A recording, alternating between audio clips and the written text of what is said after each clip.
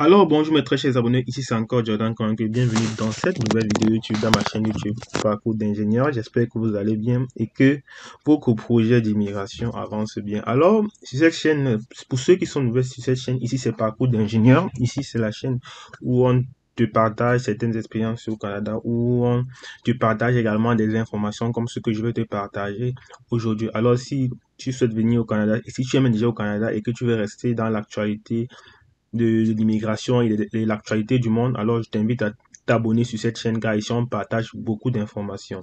Alors sans plus tarder, aujourd'hui je reviens avec un nouveau programme qui est sorti, le programme pilote pour les étudiants dans les communautés francophones en situation minoritaire. Alors ça c'est un nouveau programme qui est sorti, je pense, c'est sorti le 14 août. Donc aujourd'hui, on va déballer, on va voir c'est quoi ce programme et quelles sont les conditions, quelles sont les conditions pour être admissible à ce programme. Car ça, c'est un programme très intéressant que j'invite ceux qui ont les critères d'admissibilité de le faire également. C'est un très bon programme. Alors dans cette vidéo, on va tout détailler. Donc je vous invite à liker et de vous abonner si vous n'êtes pas déjà abonné et de mettre en commentaire si vous avez des questions. Alors aujourd'hui, qu'est-ce qui se passe? On est là aujourd'hui, on dit programme pilote pour les étudiants dans la communauté francophone en situation minoritaire.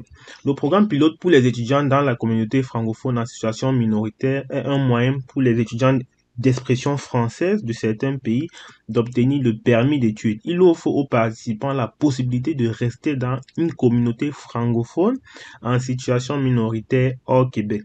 Après l'obtention de leur diplôme, service d'établissement pendant vos études et vous pourrez être admissible à la résidence permanente après l'obtention de votre diplôme.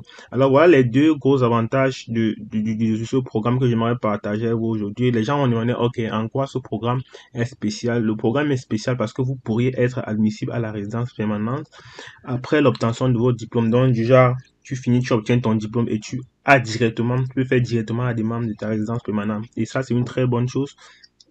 Et ça, c'est une très bonne chose même parce que bon, tu finis directement tes études, pas besoin, même pas besoin de faire le post-diplôme et tout le reste, tu as directement accès à la résidence permanente. En fait, ça, c'est le gros avantage de ce programme. Maintenant, le programme sera ouvert le 26 août 2024. Donc, à partir du 26 août 2024, le programme sera ouvert. Et là, je ferai d'autres vidéos parce que je vais suivre ce projet.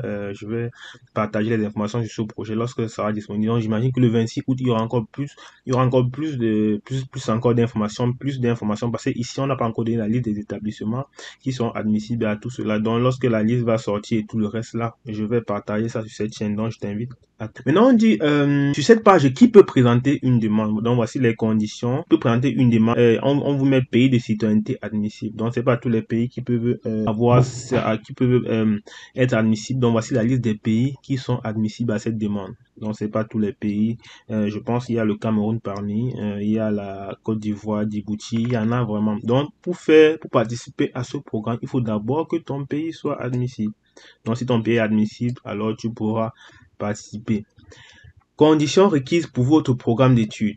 Donc, voici encore une autre condition. Vous devez être en possession d'une lettre d'acceptation d'un EED, donc d'un établissement participant qui indique que vous présentez une demande dans le cadre du PPE-CFSM. Est-ce que vous comprenez? Donc, vous devez être en possession d'une lettre d'acceptation d'un EED participant qui indique que vous présentez une demande dans le cadre du PPL. Votre programme d'études doit répondre aux critères suivants. Donc, voilà vraiment l'ensemble des critères. Je vais juste mettre le lien en commentaire. Vraiment, pour ceux qui sont intéressés, ils iront tout simplement lire. Donc, vous aurez besoin d'une lettre d'acceptation déjà. Donc, vous devez faire les demandes d'admission et tout le reste là. Donc, c'est ça. Établissements d'enseignement désignés participants. Au fur et à mesure que les records seront conclus avec les établissements d'enseignement au Québec pour qu'ils participent au programme pilote, ils seront ajoutés ici. Donc, il n'y a pas encore la liste des établissements, donc quand ça sera disponible, on fera une vidéo pour vous partager également l'information. Donc, c'est ça en fait. Maintenant, ici, on nous parle encore dans une section établissement d'enseignement désigné participant. On a déjà parlé. La somme d'argent dont vous avez besoin. Donc, je pense que vous devez faire une prise en charge et tout parce que vous devez prouver que vous avez des capacités financières comme toujours. Et ici, ils ont mis des conditions. La somme de la prise en charge va demander dans quel groupe de communauté tu es. Donc, c'est un peu ça. Il dit groupe A, population de 500 000 personnes et plus.